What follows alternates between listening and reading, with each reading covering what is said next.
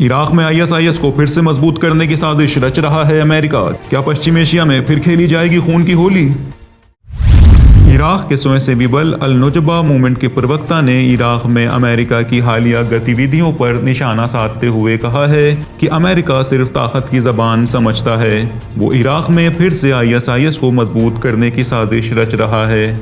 नुजबा movement के प्रवक्ता ने कहा कि अमेरिका के साथ बात करना बेकार है, उसे ताकत के अलावा कोई और जबान समझ में नहीं आती है।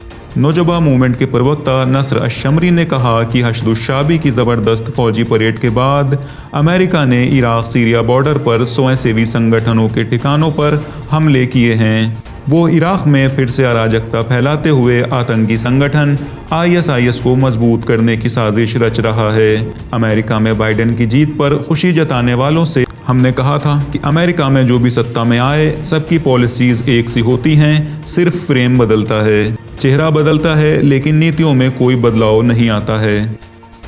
अब सीरिया इराक बॉर्डर पर आतंकवाद के खिलाफ जंग में अहम रोल अदा करने वाले इराकी सशस्त्र बलों के ठिकानों पर हमले ने हमारी बात को फिर से सही साबित कर दिया है।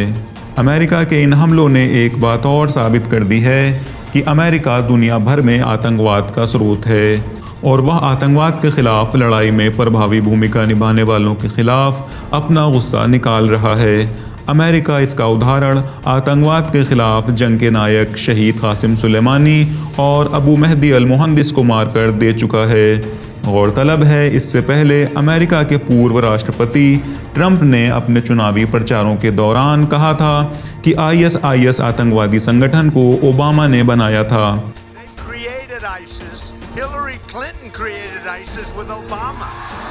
इसके अलावा ईरान भी अमेरिका पर आतंकवाद को बढ़ावा देने की बात करता रहा है। सब्सक्राइब करिए विलायत न्यूज़ को और ताज़ा न्यूज़ अपडेट्स की नोटिफिकेशन पाते रहने के लिए बेल आइकन दबाना मत भूलिए।